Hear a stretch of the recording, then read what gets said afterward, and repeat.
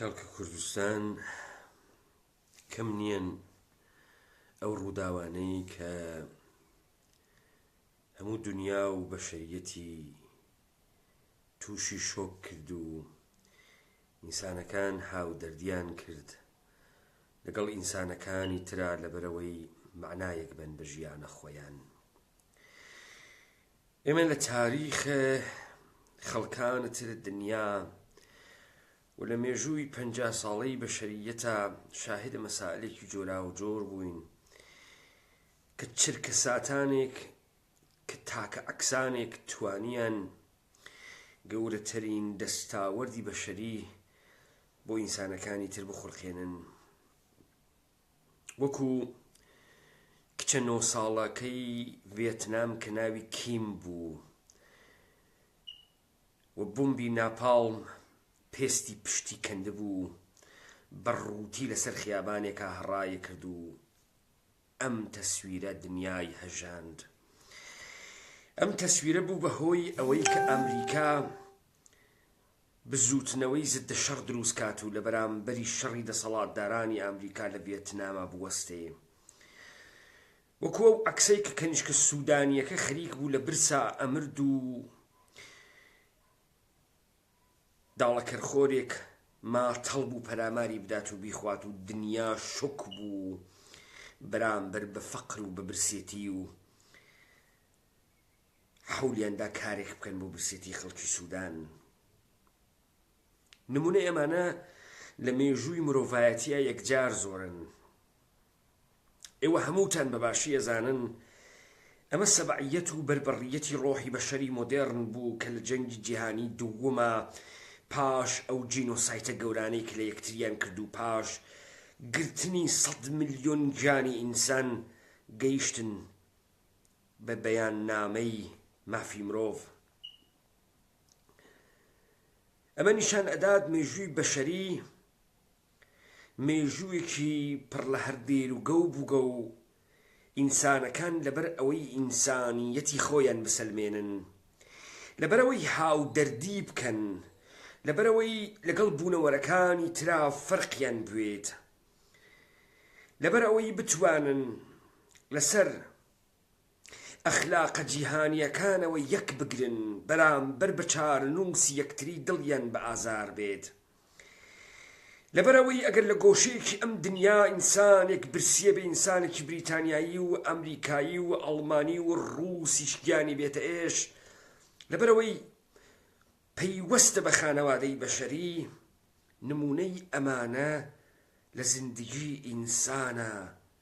و لە مێژووی ئینسانە بە هەزاران هەزار بەدیەکرێت. هەر لەم بریتانیایی کە من ئەژیم 200 ساڵ لەوە پێش خەڵکی ئەم بریتانیا، خەڵکی سپی پێستی ئەم بریتانیا بەرامبەر بە کۆیلەیەتی و فرۆشتنی کۆیلەی ڕەش قیامیان کرد، کەمپینیان گێڕا، شەڕیان کرد لەگەڵ حوکامە، لەگەڵ سەرمایەدارانە دەرکەوتن، لەگەڵ ئەوانەی کە نانیان ئەخوارد لە کۆیلەکردنە ئینسان دەرکەوتن و 24 ساڵی ڕەبەق ئەمانە دەست بە یەخە بوون و ئەشکەنجە بوون و زیندان ڕووین و لێیان کوژرا تا توانیان پاشەکشە بکەنەوە بەم ئەمرە قێزەونەی کە ئینسان بکرێ بە کۆیلەی ئینسانێکی تر و بیفرۆشن. هەر لەم بریتانیا 150 ساڵەوە پێشەوە خەڵکی ئەم وڵاتە شەڕیان کرد، خەباتیان کرد لەبەرەوەی بتوانن خوێندن و نووسین و پەروەردە تا 100 زانکۆ بۆ هەموو خەڵکێکی ئەم کۆمەڵگا و بۆ گەنجەکانی ئەم کۆمەڵگا بەدی بێنن. هەر ئەم خەڵکی بریتانیا 100 ساڵەوە پێش بە شوێنی مافی دەنگدان بوون. هەر ئەم خەڵکی بریتانیا 50 ساڵەوە پێش بە شوێنی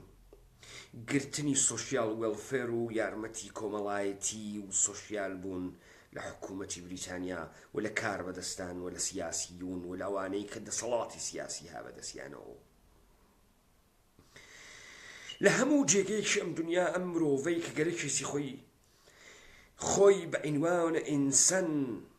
پێناسە بکات و لە ئینسانیەتی خۆیە سەرمەست ببێت و نمونەکەی لە بەزەیی و لە ئەخلاقا دەرەکەوێ،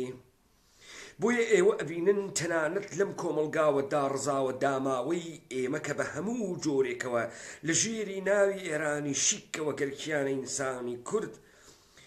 وما بەقێ لەبین بووەن ئاوا تەوجیهی ئەکەن کە تۆ لەبەر ئەوەی ئینسانیەتت نەمایشکەی بەزەیید بە ڕوخ بکێشی نیشانی بدەی کە ئینسانێکی گەورەی مەسەڵەن دەبێ سەگێک بەخێوکەی بڕۆی سەگێک لە شەقامەکانەوە بدۆزیتەوە بڕۆی حیوانێک ئاژەڵێک بدۆزیتەوە و تیماریکەی لەبەر ئەوەی تۆ ئینسانی کە ئینسانی بەزەیید هەست کە ئینسانی ئەخلاقت هەست هەموو کۆمەلگایەکی بەشەری لە چرکە ساتێکە یەک موسیبەت یەک ئیماژ یەک عەکس تەکانیەدا ڕۆحی ئینسانی دانە بە دانەی ئەوانە ئەشەکێنێتەوە ئەمە مستەسنا نییە لە هیچ کوێی دنیا و ئەگەر ئێمە بێخەبەر بووگین توانی گەسی خەبەرێک عەکسێک چیرۆکێک ئاگادارمان کاتەوە و ڕۆحی ئینسانیمان وجودی بەشەریمان بەهەژێنێت و ئێمە دەست بەکار بین ئێوە نمونەی ئەمەتان دی لە بوومە لەرزەکەی سەرپێڵا دیتان کە کوردستانی داگیرکراوی لەلایەن ئێرانەوە هەژیا وتەکانی خوارد و ئەخلاق و ئینسانیەت و بەزەیی یەکی گرت و ئەم خەڵکە لە مەرگەساتە یەکتری بەجێ نەهێشت لە مەئاساتە یەکتری بەجێ نەهێشت دوێکە مەرگی نیشتمانی سەدەن ساڵە داگیرکراوی ئێمەس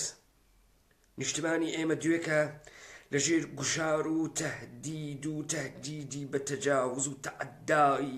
دەستگای سەرکوتکەری داگیرکەری ئێرانیە لەسەر شەرەفی خۆی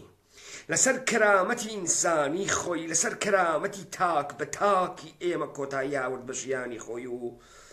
ئێمە بەرامبەر بە ژیان ئەو ئینسانە دەبوایە کۆمەلگامان بەهژیایە و داگیرکرد لەمە ئەترسیا کە ئەم کۆمەلگا بەهژێ داگیرکرد نسخەی جۆرا و جۆرمان بۆ دروستەکە لەبەر ئەوەی ئینسانیەتەکان ئێمە منحرفکە بە کاناڵی جۆرا و جۆر مەسەڵەن ئێمە بوات بۆ حەماڵی کردن و ویسکی فرۆشتن و قاچاقچێتی کردن بڕۆین لە پشتی کۆڵبەرا بوێسین و لە ژێر فەرمانی ئەوانەوە ئیعتسابات کەین دەبا بەیانی سێ ڕۆژەی مەرگی نیشتمانێک کە بۆ پاراستنی کەرامەتی ئینسانی خۆی بۆ پاراستنی ئینسانی کوردی شۆڕشگێر چۆکیدانەدا و کۆتایی بە ژیانی خۆی هاورد دەبا هەمووتان بەیانی لە کوردستانەوە ئازیەتی بگرن و کوردستان بەیانی ئازیەتی گشتی بگرێت بۆ مەرگی نیشتمان و هەموو دنیا بزانێت کە ئێمە مەئاساتمان و کارەساتمان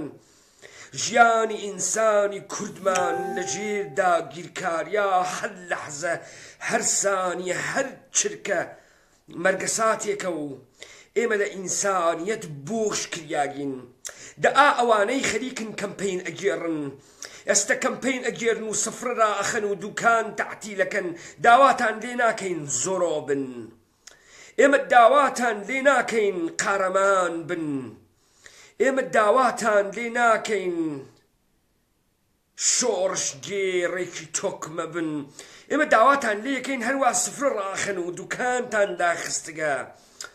هەروە خەریکن بۆ قاچاقچیگەری و بۆ ویسکی فرۆشتن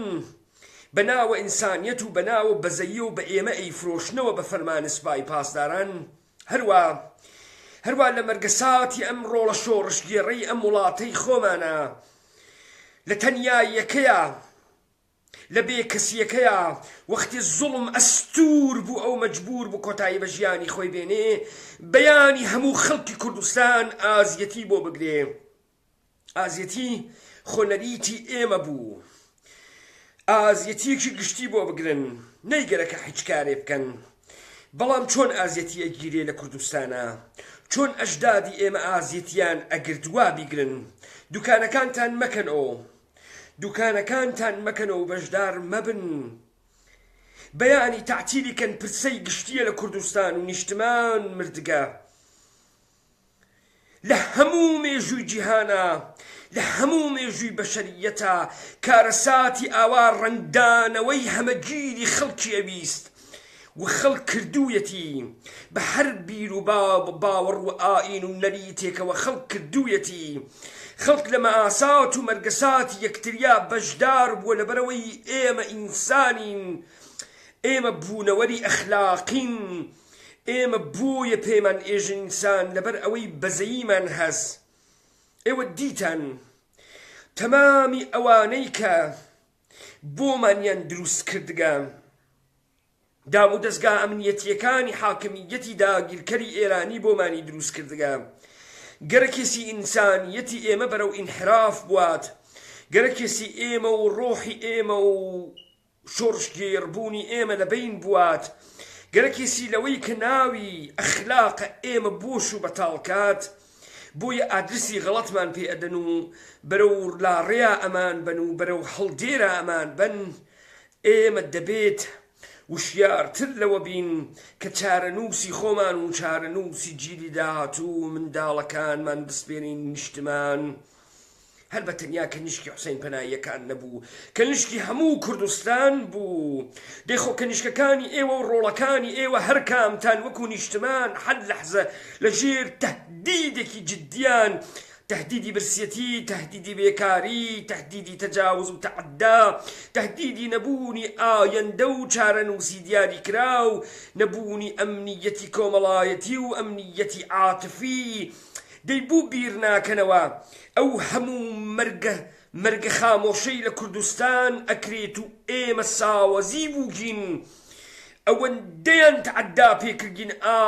دتمن كرقة بتعدى با إيما بەیانی وەکو خەڵکی کوردستان وەکو خەڵکێک وەکو هەموو کۆمەلگایەکی ئەم دنیا بتوانین ئازیەتی گشتی ئیعلام کەین و هەموومان ئازیەتباری مەرگی نیشتمانمان بین خەڵکی کوردستان لە هەموو چرکەساتێکی مێژوویە دەبێ میلەتێک هەستێت میلەتێک بەرامبەر بە ئەستووری زوڵم و بەرامبەر بە کاولکاری بوەستێت و ئەوانەی کە